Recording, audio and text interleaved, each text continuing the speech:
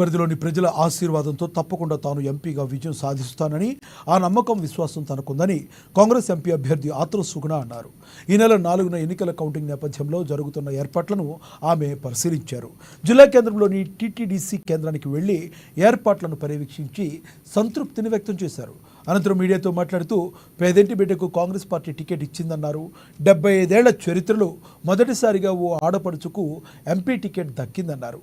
అంతే ప్రేమగా కూడా ప్రజలు సైతం తనను హక్కున చేర్చుకుని ఆదరించారని, తప్పకుండా వారి ఆశీర్వాదంతో ఎంపీగా గెలిచి ఆదిలాబాద్ అభివృద్ధికి తన వంతు కృషి చేస్తారని తెలిపారు. ఇప్పటికే కాంగ్రెస్ ప్రభుత్వం 6 గ్యారెంటీల్లో 5ంటిని అమలు చేస్తుందని, అనేక కార్యక్రమాలు కూడా చేపడుతుందని తెలిపారు.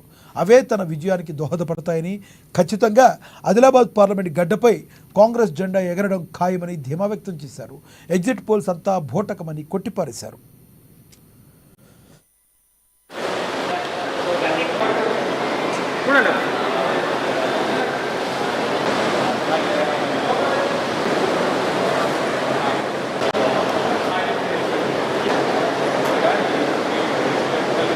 ఆదిలాబాద్ పార్లమెంటుకు సంబంధించినటువంటి 7 నియోజకవర్గాల్లో సంబంధించినటువంటి 3 సెంటర్లను కూడా పర్యవేక్షణ చేయడం జరిగింది. చాలా బాగా ఏర్పాట్లు కూడా చేస్తున్నారు. అదేవిధంగా ఏర్పాట్లు చూడడానికి అంటే ఒక ధీమా కంపల్సరీ మేము రాబోయే రోజుల్లో కాంగ్రెస్ పార్టీ ఆదిలాబాద్ పార్లమెంట్ నుంచి ఘన విజయం సాధిస్తుందనేటువంటి ఒక ధీమా గట్టి నమ్మకం ఉంది. కాబట్టి అందుకే వచ్చి ఈరోజు ఏర్పాట్లన్నీ కూడా చూడడం జరిగింది. చాలా బాగా ఏర్పాట్లు చేస్తున్నారు. అన్నీ కూడా పరిశీలించడం అనేది జరిగింది.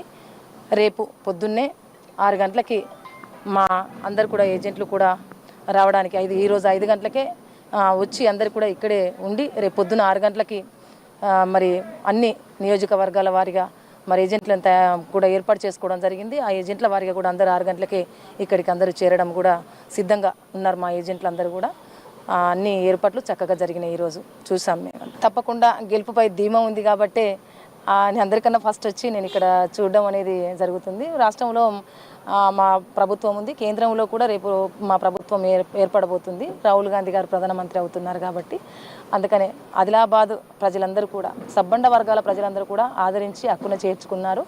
తప్పకుండా రేపు విజయం సాధించబోతున్నాం మేము అనేటువంటి ధీమా మాకుంది.